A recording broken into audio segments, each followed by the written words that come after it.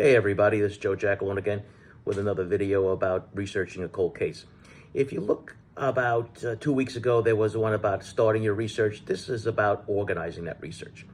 Now, remember, we haven't contacted the police department yet. We will do that eventually, just not right now. We want to make sure we gather that information and we organize it so when we do reach out to officials, we have all of our information and questions to be answered.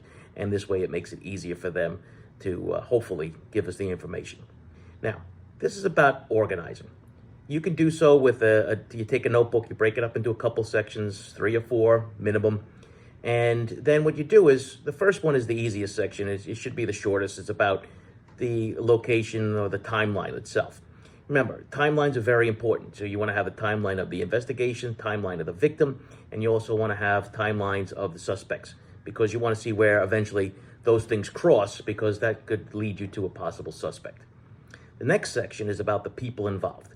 Now, depending on how old the case is, there could be a lot of people involved in this. So you want little sections within this section. So, of course, the first section is about the victim, who they were, dates of birth, any other pedigree information you could find, addresses, you name it. The next would be about witnesses. Sometimes they have witnesses that were interviewed at the scene. Sometimes it was on television. Whatever you have found, write that information down there. And of course, the police officers, the uniformed police officers on the scene, the first ones, we want to write them down. Detectives' names. And then as you go through your years of research, you will find that sometimes the detective in the case has changed. So make sure you keep on writing the list down, keep it flowing, because eventually we want to reach out to all of these individuals and we want to get their take on things. Some will talk to you and some won't. But the idea is we want to have information so that we want to try to locate people we can.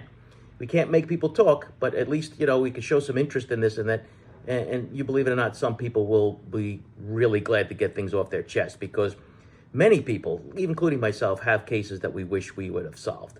And if somebody else can pick up that torch and run with it and maybe have some closure, it'll be good for the investigators too. The third section is about evidence.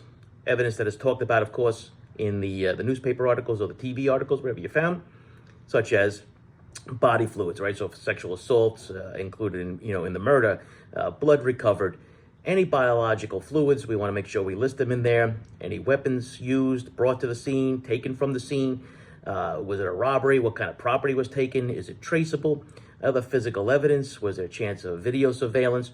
Just jot all of the information that you found in the evidence section because if we do get our hands on the case file one day, this could be important because we can match things up.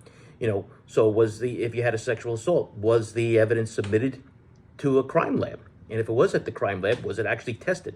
Don't take it for granted that just because it was sent to the lab that it was actually tested. So those are a couple of tips that I think I can just provide for you here as you get deeper into this case.